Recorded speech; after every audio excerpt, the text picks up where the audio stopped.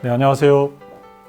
우리가 흔히들 얘기할 때 위기라는 말을 얘기합니다.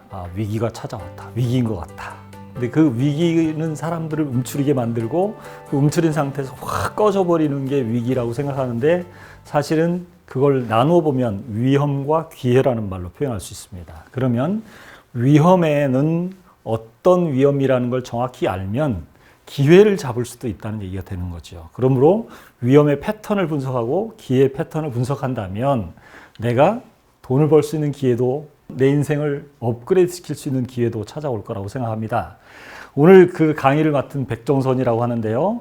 우리가 어떻게 돈을 좀 벌어서 부자가 될 수 있을 것인가, 이 강의를 여러 차례 좀 강의를 해야 될 것 같은데 그 강의 중에 오늘 첫 번째 얘기를 이렇게 얘기해 보려고 합니다. 위기에도 패턴이 있다.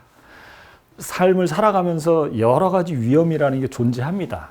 첫 번째 존재는 인생의 위험이라는 게 존재하는데 사람들은 살아가면서 질병에 걸리기도 하고 상해 위험에 빠지기도 하고 사망이라는 예기치 못한 그런 사건도 찾아오기도 하고 또 노후 준비를 못해서 노후를 굉장히 불행하게 살아갈 수도 있고 예상치 못한 여러 가지 사건들로 인해서 경제적 손실을 입기도 하고 사업에 실패하기도 하고 이런 인생의 수많은 리스크를 우리는 보고 있습니다. 또 자산 관리의 리스크도 존재합니다. 내가 돈을 벌었는데 미국 주식에 넣었더니 미국 주식이 하필이면 내가 넣고 났는데 얼마 뒤에 떨어졌다. 남들이 다 벌고 난 다음에 내가 들어가서 망가졌다. 뭐 이렇게 표현할 수도 있고 또 들어갔는데 잘 들어갔는데 갑자기 코로나가 발생해서 문제가 될 수 있고 이렇게 해서 수익률 관리에 실패의 문제가 발생할 수 있고요. 왜 그럴까라고 생각을 해보면 거기에는 위험이라고 하는 게 내가 들어갈 때만 위험이 있는 게 아니라 위험 안에 위험이 발생하기 전후에 시그널이 있다는 거예요. 그 시그널을 볼 수 있는 눈을 우리가 좀 가질 필요가 있다는 겁니다. 그 다음에 97년 IMF, 그 다음에 2008년 금융위기 이런 수많은 이벤트들이 있었는데 리스크가 있었는데 그 리스크마다 그때 우리 개인들의 행동과 우리나라에 들어와 있는 외국인의 행동이 틀렸다는 거예요. 달랐다. 그 뭐가 달랐기 때문에 어떻게 외국인들은 돈을 벌고 우리는 돈을 늘 까먹기만 했을까? 이런 행동 패턴을 이해하는 게 필요하다는 겁니다. 거기에 정부의 정책의 변화도 이해할 필요가 있다는 거죠. 거기에는 개인의 행동 패턴이 있는데 그 행동 패턴까지 이해하는 것이 필요하다는 겁니다. 1997년 IMF 외환위기라고 하죠. 이 IMF 외환위기가 어떤 것을 우리한테 가져다 주었는지를 보면서 그 안에서 패턴을 분석할 필요가 있는데 IMF 외환위기는 우리나라의 신자유주의 경제라고 하는 것을 미국이 완벽하게 이식시키는 기회를 갖게 됐기도 했습니다. 그런데 이때 무슨 일이 있었는지 한번 보시죠. 사람들의 머릿속에 지난 50년간 우리나라의 가장 어려웠던 시기가 언제입니까? 라고 설문조사를 했어요. KDI에서. 그랬더니 1000명의 사람 중에 약 57.4%가 1997년 IMF 외환위기라고 얘기했다는 거예요. 그만큼 우리 머릿속에는 우리나라의 가장 큰 어려운 시기였다라고 하는 겁니다. 이 시기는 1997년 11월 21일 밤 당시 임창열 경제부총리께서 깡두시, 이름도 안 잊어버린 깡두시 그 IMF 총재와 합의 서명하고 기자회견을 하는 장면으로부터 시작됩니다. 이 IMF라는 게 도대체 뭐였는데 IMF 자체가 위기냐? IMF는 자체가 위기가 아니라 IMF는 국제통화기금의 약칭입니다. 인터내셔널 모니터리 펀드라고 하는 IMF의 약자를 쓴 것이 바로 국제통화기금인데 통화기금은 외환위기를 겪는 국가들한테 지원하는 것을 목적으로 미국이 주도해서 만든 국제 기구입니다. 근데 이 기구에서 우리나라가 외환 관리를 잘못해서 외환 관리에 어려움을 겪고 있으니까 그때 IMF에서 총 550억 달러, 외환위기 당시로 따지면 약 100조 정도, 평상시 정상 시기로 보면 60조 정도의 자금을 외화로 지원을 받게 되는, 지원을 요청하는 사건이 발생하면서 지원을 그냥 공짜로 해주는 게 아니라 지원을 해주고 나서 IMF에서 우리에게 뭔가 요구한 것들이 있겠죠. 그 요구하는 상황이 되면서 우리나라는 거의 부도 수준이 된 것 아닌가라는 사람들의 머릿속에 그런 것들이 파고들었고 외환 위기를 겪는 그런 경험을 하게 됩니다. 이때 우리나라의 외화 부채가 얼마였냐면 973% 외환 유동 외채 비율이 우리 외채 중에 973% 예를 들면 1억을 가지고 있다면 973억이 그 외채라는 거예요. 빌려온 돈이라는 거예요. 그러니까 이거는 내가 가지고 있는 돈에 비해서 어마어마한 빚을 지고 있는데 그게 전부 단기예요. 일주일, 한 달, 3개월 이렇게 하니까 금세금세 갚아야 될 돈들이라는 거예요. 그러니까 이 갚아야 될 돈인데 우리나라에 외화가 없으니까 못 갚죠. 어려워졌죠. 그런데 그게 어쩔 수 없어서 IMF에 우리 죽게 생겼으니 돈을 좀 빌려다오. 우리한테 좀 지원해다오. 라고 하는 게 이 IMF 통화기금의 달러를 요구한 거예요. 왜 그렇게 됐느냐? 우리나라는 1996년 무역적자는 무려 230억 불에 해당됐는데 1996년부터 이미 무역적자가 우리나라에 발생하면서 돈이 나가면 들어와야 되는데 오히려 손해를 보고 계속 들어오는 상황이 돼서 외채가 1,000억 불에 이르는 그런 상황이 됐어요. 왜 그랬느냐면 우리는 우리나라 화폐 가치를 유지하는 고정환율제를 쓰고 있었기 때문에 이 고정환율제가 외화와 균형을 비율을 맞춰야 되는데 원화 가치가 계속 떨어지니까 원화 가치를 높이려니까 자꾸 달러로 메꿔버리는 거예요. 그러니까 단기 부채를 끌어다가 자꾸 쓰다 보니까 감당할 수 없는 상태가 돼버려서 외화 위기를 맞게 된 겁니다. 그러면서 우리나라에 심각한 상황이 왔는데 이 심각한 상황이 오기 전 불과 한 1년여 전부터 이미 시그널이 발생하기 시작했다는 거예요. 그게 뭐냐면 당시에 대기업들이라고 일컬어지는 기업들이 과잉 투자를 하고 수출을 했는데 수출이 잘 안 되고 그 다음에 경상수지 적자가 계속 발생하다 보니까 한보라는 건설 그룹이 있는데 이 한보그룹이 1월 달에 부도가 나고 그 다음에 산미, 진로, 대농, 한신, 기아, 혜태, 뉴코아가 계속해서 부도의 연속으로 해서 무려 그 8개 그룹이 10개월 동안 연속해서 계속 부도가 납니다. 이 시그널은 이미 우리나라 재정에 문제가 생긴다는 걸 보여주는 거였죠.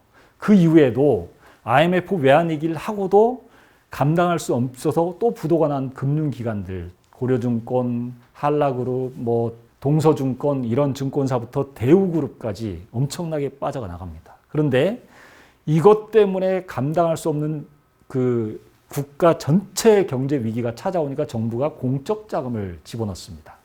금융기관과 대기업에 무려 168조 7천억 원의 돈을 투입을 했고 이 돈은 2016년까지 3분의 2 정도만 회수하고 3분의 1은 회수를 못했어요. 이런 공적 자금이 투입되는 그런 아픔을 겪게 됩니다. 그런데 이 시그널이 이것만 있었는 게 아니라 또 다른 시그널이 있었다는 겁니다. 미국이 다른 나라에 돈을 계속 나가도 될 만큼 금리가 쌌어요. 그런데 미국의 경기가 내수가 너무 활성화되면서 과잉 인플레이션이 발생하니까 일시적인 내수 축소를 위해서 1997년 1월 달에 미국이 금리 인상을 해버립니다. 미국이 금리 인상을 하니까 미국에서 돈을 빌려다가 딴 데다 빌려주던 사람들이 금리를 인상해버리면 그 이자보다 빌려준 돈하고 별 차이가 안 나니까 빨리 회수해 가지요. 우리나라에 들어왔던 돈도 미국으로 다 돌아가게 됩니다. 그러면서 우리나라뿐 아니라 태국, 인도네시아, 일본, 중국 이런 데가 다 위기에 처합니다. 그래서 태국이 바트화가 폭락하고 인도네시아의 루피아화가 폭락하고 일본의 엔화 가치가 약세를 보이고 중국의 위엔화가 평가절하되고 홍콩 증시가 폭락하는 그런 시그널이 전조 현상이 있었다는 겁니다. 그리고 나서 IMF가 터진 겁니다. IMF 터지기 전에 우리나라의 신용등급은 무지하게 좋았어요. 투자등급 A 플러스 등급이었습니다. 그런데 IMF를 기점으로 A 마이너스 등급으로 갔고 그리고 그 다음부터는 트리플 B 등급으로 가고 그 다음엔 더블 B 등급 그 다음에 1997년 12월 23일에 갔더니 드디어 트리플 C 등급까지 떨어져 버립니다. 우리나라에 심각한 상황이 왔다는 것을 의미합니다. 즉 외국인들이 우리나라에 투자할 이유가 없어진 겁니다. 우리나라 투자한다는 얘기는 자기 돈을 날릴 위험이 있다는 것을 보여주는 게 우리나라 국가 신용등급이거든요. IMF 외환위기의 가장 큰 원인이 뭐냐라고 물어보면 김영삼 대통령이 정권을 유지하면서 세계화에 들어가기 위해서 OECD 국가로도 가입하고 뭐 이런 여러 가지 세계화 그 정책에 맞아 쫓아가긴 했는데 거기에 대응하지 못하는 게 고정환율제를 택하고 그 다음에 시장 개방에 대해서 굉장히 뭔가 그 OECD에 들어갔으면 개방에 대한 어떤 프로세스를 가지고 있어야 되는데 그런 게 없었기 때문에 첫 번째 그런 문제가 발생해요. 우리나라의 그 경제 아주 구조적인 문제, 재벌의 정경유착입니다. 재벌이 자기가 능력이 있어서 돈을 빌리는 게 아니라 정부에 잘 보이면 정부가 은행에 압력을 넣어서 얘한테 얼마 돈 빌려줘. 이렇게 되다 보니까 굳이 기업을 건실하게 키우는 것보다 국가에 잘 보이는 게 좋은 그런 시기였다는 겁니다. 이런 것들이 구조적으로 문제가 있었다는 거죠. 거기에 국가 경제 체제의 구조적인 문제가 펀더먼탈이라고 하는 기초적인 문제가 있었어요. 외채를 돈을 빌려서 수출을 해야 하는 구조였고 경상수지 적자가 되고 고정환율제를 우리나라 가치를 높이는 건 우리나라 돈의 가치를 높이는 건 의미가 없거든요. 우리나라 돈은 기축통화가 아니기 때문에 달러가 기축통화인데 자꾸 이런 걸 하다 보니까 결국은 국제 투기 자본이 우리나라에 들어와서 마음껏 활개치고 나갈 수밖에 없는 그런 구조였다는 겁니다. 그 결과 IMF 외환 위기를 맞게 됐고 외환 위기 결과로 혹독한 구조조정을 겪게 됩니다. 무려 금융기관이 은행이 33개에서 17개로 그 다음에 증권사가 36개에서 19개로 보험사가 50개에서 30개로 뚝뚝 떨어집니다. 이러면서 상호저축은행 그 다음에 신용협동조합 새마을금고 이런 데 수백 곳이 영업을 중단하면서 10만 명이 실직을 당합니다. 그리고 공공기관도 기업도 구조조정을 하면서 30대 재벌 중에서 17개가 해체돼 버려요. 그럼 절반 이상이 재벌이라고 이끌어지는 그런 그룹들이 17개가 없어졌으니 어마어마한 사람들이 줄었겠죠. 공공기관만 10만 명. 그래서 1997년, 98년 2년 동안 약 200만 명 가까이가 실직을 당했다. 그러면서 그때 당시에 홈리스가 생긴 겁니다. 1997년 그 12월 추운 겨울에 이제 서울역으로 사람들이 모여들기 시작합니다. 너무 가슴 아픈 역사죠. 이것뿐 아니라 외환위기에 우리나라는 그 IMF의 요청에 따라서 고금리를 써야 됩니다. 1997년 이전에 약 12% 정도의 금리를 유지하고 있던 그런 우리나라의 그 기준금리가 IMF 외환위기 1997년 11월 13.55%에서 그해 12월에 23%까지 급등합니다. 외화를 시중의 자금을 끌어들여서 기준을 유지해라. 그러려면 고금리 정책을 써라라고 IMF에서 요청했기 때문에 그걸 해왔어요. 근데 그거는 너무 혹독해서 기업들이 돈을 이자를 내느라고 감당할 수 없는 상황이 돼버리는 거죠. 그래서 재협상을 합니다. 당시에 재협상을 해서 이자를 낮추기 위해서 재협상하는데 그 재협상의 요건이 너무 가혹합니다. 금융시장을 개방해라는 겁니다. 투자 활성화를 위해서 외환관리법을 개정을 해서 자유롭게 외국인이 들어와서 자기네 나라로 자유롭게 돈을 보낼 수 있게 해라. 그 다음에 기업 인수 활성화를 위해서 정리해고를 언제든지 자유롭게 할 수 있게 해줘라. 그리고 기업의 부채 비율을 축소해라. 당시에 900%, 3000%까지 이르는 기업의 부채 비율을 200% 이내로 축소해라. 그러면 기업들이 가지고 있던 자산 팔고 직원들 내보내고 급여 줄이고 해야만 그런 것이 가능하죠. 거기에다가 은행의 자기자본 비율, 그때까지 그 관리가 안 되고 있었던 비율을 2% 내지 3%밖에 안 되는 걸 8%까지 끌어올려야 됐어요. 이런 조건이 되다 보니까 은행의 기업 대출 비율을 축소하고 기업은 주식시장에서 자금을 조달하는 방식으로 완전히 바뀌게 됩니다. 이전까지는 대출에 의존하던 기업들이 이제 상장된 그 주식 가치를 높여야만 되는 그런 구조가 됩니다. 그러면서 여기에 누가 들어옵니까? 그 자본시장에, 주시장에 외국인이 들어오는 겁니다. 싼 값에 외국인이 들어왔으니까 주식을 마음껏 싸게 사고 가지고 있다가 기업들이 건실하게 만들면 주가는 올라가지요. 그러니까 거기서 막대한 수익을 챙겨서 나가게 되는 거죠. 거기에 서민들은 힘들어지는 거죠. 서민들은 그걸 감당할 수 없으니까 어떻게 할 수 없는데 은행에서도 대출이 안 되니까 이때 일본이 서민들을 위해서 일본 대부업 자본이 우리나라에 들어옵니다. 국가는 일단 어디서든 돈이 돌아가게 해야 되고 우리도 돈이 빠져나가게 해서는 안 된다라는 것 때문에 일본 대부업 자본을 끌어들였고 이때 이자 제한법을 폐지해달라고 합니다. 그래서 이자 제한법이 폐지돼서 이자를 30% 40%의 이자를 내고 돈을 빌려 쓰는 어처구니 없는 일이 있었던 거죠. IMF는 결국은 2000년을 넘어서 2001년 8월 달에 IMF 졸업을 했다라고 당시 김대중 대통령께서 말씀하셨죠. 자, 이때 무슨 일이 있었는지 한번 하나씩 볼까요? 그 중에 주식시장을 보죠. 주식시장은 일단 코스피가 1997년 외환위기 딱 터지고 나서 그 다음에 98년까지 내리막길을 걷습니다. 96년 6월 5일 날 우리나라 코스피가 913포인트였는데 97년 11월 27일 IMF 계약 체결 이후 7개월 만에 280포인트까지 떨어져 버립니다. 무려 69.3% 거의 70%가 폭락을 하는 거죠. 이 폭락한 상황이 되면 사람들은 공포에 질리고 이제 주식시장에서 모두 떠나게 되죠. 근데 이때 외국인이 들어와요. 외국인이 들어와서 지분율을 왕창 높여놓습니다. 그러면 기업, 아까도 말씀드렸지만 기업이 자기 기업을 건실화시키기 위해서 굉장히 많은 노력을 하게 되니까 결국은 기업이 건실해지면 주가는 스물스물 회복이 되겠죠. 그리고 국가는 국가대로 또 뭔가 노력을 하겠죠. 그리고 개인들의 가정 건강하게 만들기 위한 것들 뭐 여러 가지 방법을 많이 쓸 테니까 당연히 개인은 빠져나갔는데 국가는 이런 개선을 하게 되면 외국인들이 빠져나간 개인들의 자리를 차지하면서 싼 값에 사서 이게 스물스물 올라갈 때마다 상당히 돈을 벌게 되는 거죠.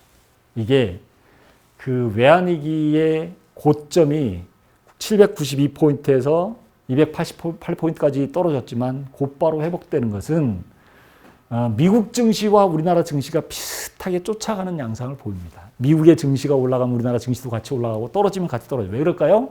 외국인들이 우리나라에 들어오고 자기네 시장도 투자하니까. 이걸 좀 주목해 보시면 행동 패턴이 이해가 될 겁니다. 두 번째로 IMF 당시의 주가는 뭐 때문에 올라가느냐 하면 사실은 외국인 투자 유치 종합대책이 1998년 4월 27일 날 발표되고 1998년 9월 3일 날 외화 매입 제한이 폐지되면서 주시장이 완전히 개방된 것과 똑같습니다.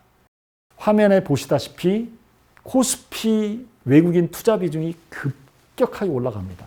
1998년도 이후 99년도에 가장 많이 들어옵니다. 그리고 2000년, 2001년 계속 들어오고 이게 위기가 생길 때마다 더 들어옵니다. 또 하나 부동산 시장입니다. 부동산 시장을 보면 IMF가 탁 터지자마자 국가가 망한 것 같거든요. 그럼 내가 가지고 있는 부동산 이거 아무 의미가 없다는 생각이 드니까 사람들이 겁을 먹습니다. 공포에 질리는 사람들은 집을 내놓고 되고 대출 받아서 이자가 하루아침에 13%에서 25% 올라갔으니 그 이자를 감당할 수 없으니 빨리 하루라도 빨리 팔아야 되겠다는 생각이 들어서 팔게 되고 그때 돈을 가진 사람들은 그 집들을 주워 모은 거죠. 이때 빈익빈 VF 양극화 현상이 처음으로 생기기 시작합니다. 그리고 이때 땅값이 200조가 하락했다고 그러고요. 1년 동안 부동산 값이 폭락을 했고 빌딩 가진 사람들이 시름시름 앓았다고 그래요. 빌딩 주인들이 지금은 그 조물주 위에 건물주라는 표현을 쓸 정도로 건물주가 유명한데 그때 당시에는 빌딩주들이 고민이 너무 많았다는 거예요. 어떻게 하면 이 빌딩을 빨리 팔아버릴까? 근데 이때 외국인은 어떤 행동을 했을까요? 우리는 전세 대란에 뭐 단기 하락에 IMF가 낳은 부동산 100억 거지가 있다는 뭐 이런 얘기까지 막 하고 있었는데 1997년, 98년, 99년을 지나고 나니까 상당히 많은 매물이 헐값에 나왔겠죠. 2년을 못 버티는 거죠. 1998년, 99년, 2000년까지 3년째가 되니까 다 나온 거예요. 이거를 IMF 당시에 누가 샀느냐 하면 외국인들이.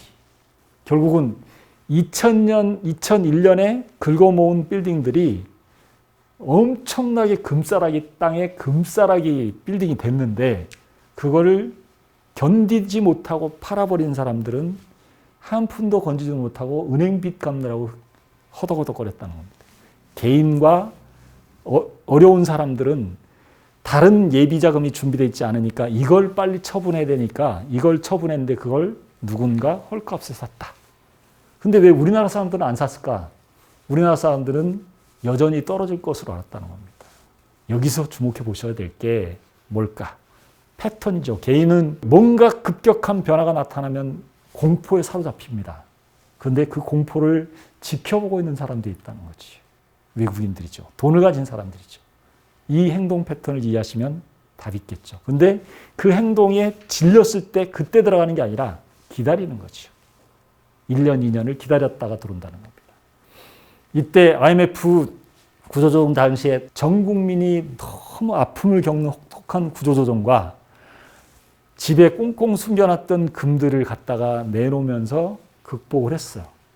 IMF로 가장 빨리 졸업한 나라가 대한민국이랍니다. 왜냐하면 대한민국 뭉치는 데는 최고잖아요. 그걸로 가능했습니다. 그런데 그 사람들이 그걸 겪고 나서 어떤 어려움에 처했을까요? 첫 번째, IMF 체제하에서 신자유주의 질서가 이식이 됩니다.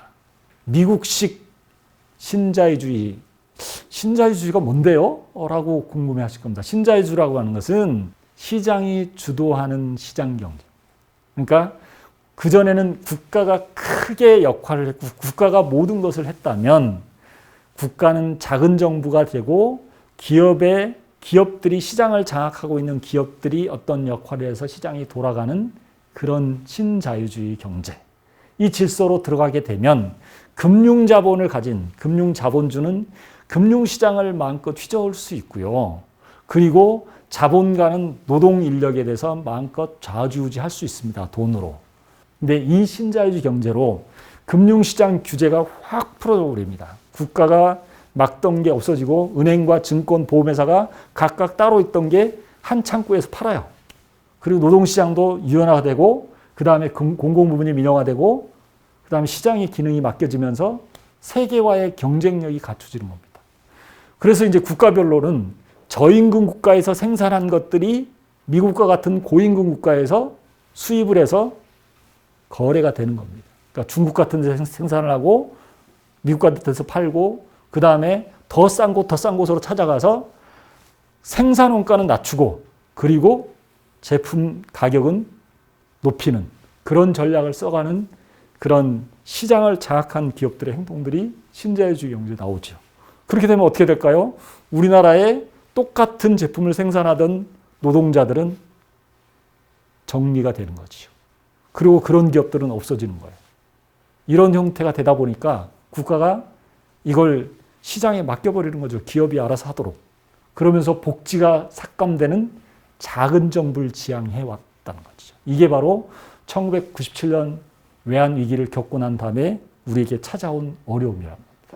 결국은 IMF가 우리에게 가져다 준 여러 가지 것들이 있는데 그중에 첫 번째가 비정규직이라는 게 등장합니다. 일반적으로 직장에 들어가면 퇴직금을 받을 때까지, 정년 퇴직할 때까지 근무하는 게 기본이었는데 갑자기 너는 정규직이야, 너는 정규직이 아니야 라고 구분하는 것들이 생기기 시작하면서 IMF가 신자유주의 경제로 비정규직이라는 게 생겨납니다. 왜냐하면 그 시장을 장악한 기업들이 노동시장의 유연화를 위해서 정규직과 비정규직을 구분하는 겁니다. 그리고 그러다 보니까 사람들은 공무원과 교사 이런 안정적인 직업을 선호하고 이렇게 IMF 구조조정이 끝나고 나니까 일자리가 없어진 거예요. 그런데 이 IMF 외환위기가 실제 우리나라에 영향을 가장 많이 준 것은 바로 청년층이 꿈을 잃어버린 겁니다. N포세대라는 말을 하죠. 이 N포세대는 취업도 안 되고 꿈도 없어져요. 군대 갔다 오면 나올 줄 알았더니 군대 갔다 와도 취업이 안 되는 겁니다. 이러니까 결혼에 대한 꿈이 없어져요. 결혼을 하기 어려우니까 출산율이 급격하게 떨어지고 그래서 저출산 트렌드가 만들어졌어요. 그러면서 하나만 나도 잘 키우자라는 그게 현실로 다가와 버렸고 그러면서 소비가 어떤 부분에서 고급화 현상들이 나타나기 시작합니다. 이때부터. 그래서 사실은 유아산업에 뛰어든 고급 유아복을 만드는 회사는 흥하고 그냥 저렴한 가격으로 여러 벌을 생산하는 유아복 회사는 망하는 이런 현상이 발생하기 시작하는 거죠. 또 이때 맞벌이가 대세가 되면서 주부들이 경제 참여를 하기 시작합니다. 그러니까 여건이 시작되죠. 그럼 여성이 뭔가 주장하기 시작하면 여성이 주장한다는 것은 어떤 시장이 생길까요?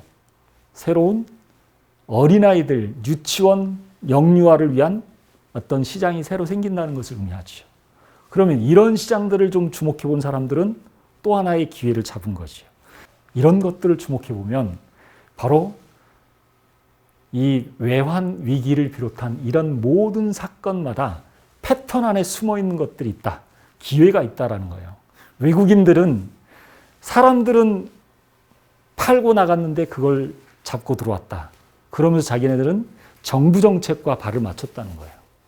그리고 부동산은 사람들이 팔고 나갔는데 기업이 구조조정이 다 끝나고 나면 경제가 다시 살아나면 부동산 시장은 살아날 테니까 그쪽으로 쫓아갔다. 결국 누가 승자일까?